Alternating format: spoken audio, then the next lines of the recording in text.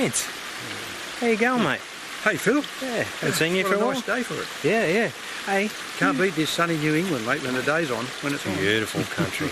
But you've been on me for yonks to come down and have a ride on this Africa Twin. In fact, it's been so long that in the meantime, this bike has quietly worked its way to podium position as the #1 selling big adventure bike in Australia. Now, why is it, do you think, that so many Australians are being drawn to this machine? Well Phil, there's probably a number of reasons. One, it's a damn nice looking motorbike.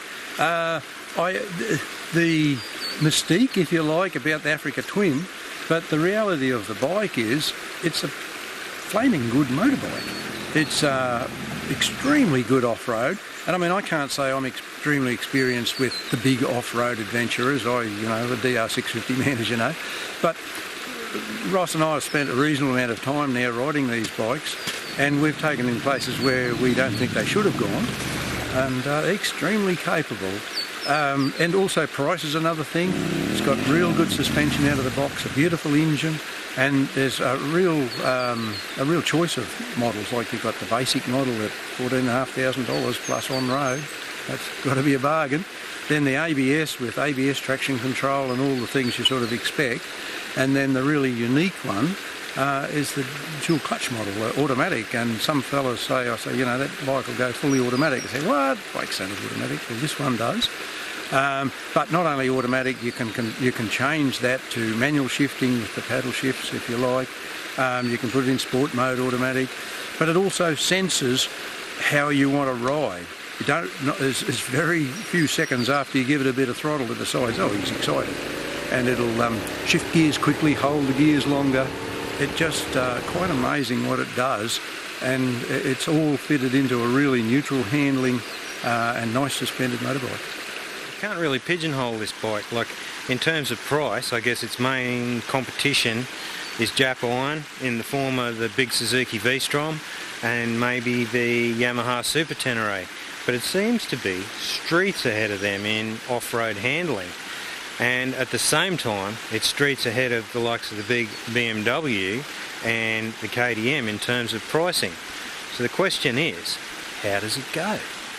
Well, let's go and take a look, Vince? All right.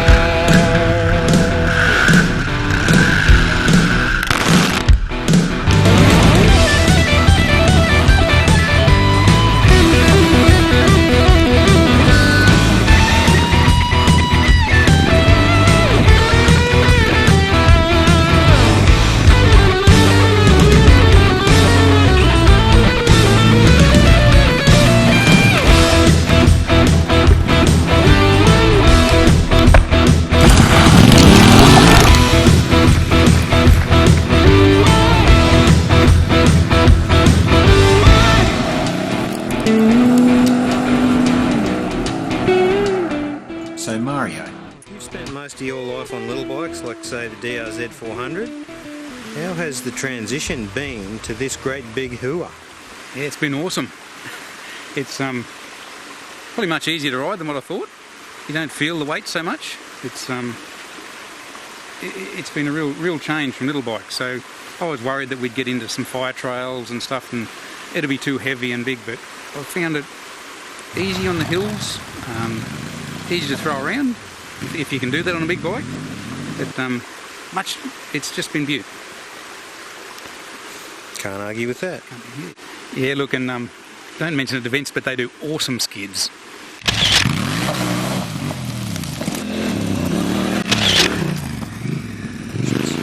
Yeah, Phil, look, the mods we've done to this so far, and it's a development phase, I suppose. First thing we did was change the tyres because of where we want to ride.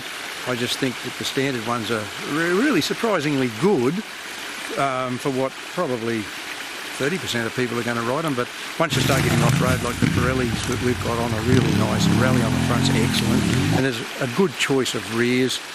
We're using Pirelli, but there's quite a good choice being the size of the bike. The tyre size is a common size, so that's really good. We've got a couple of the Honda accessories, like the crash bar set up on it, which I think is quite a neat one without adding any sort of weight or whatever. My favourite pivot pegs, I've got them on because the standard pegs I reckon are a little bit narrow. I've got a Barrett exhaust on it, and it's super light. It's a lovely exhaust, sounds beautiful. Not that the standard one is too quiet, the standard one's nice too, but the Barrett one saves me a lot of weight, I reckon. And possibly a performance improvement, but they've got so much damn power it's hard to tell anyway. We did, Nick Dole from Technic suggested that he could improve the suspension. We really like the standard suspension, but once we get into rough stuff and some contour banks and the bigger washouts and things, these new front and rear suspenders from Technic really have made a really nice difference to the machine. Alrighty, so what's the motorbike in view on the Africa Twin?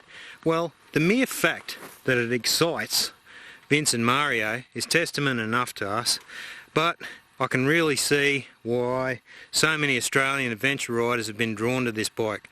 It's not because it costs a fortune and not because it tears your arms out of your sockets, it's because it's a sweetheart, does everything well, even brake camera lenses.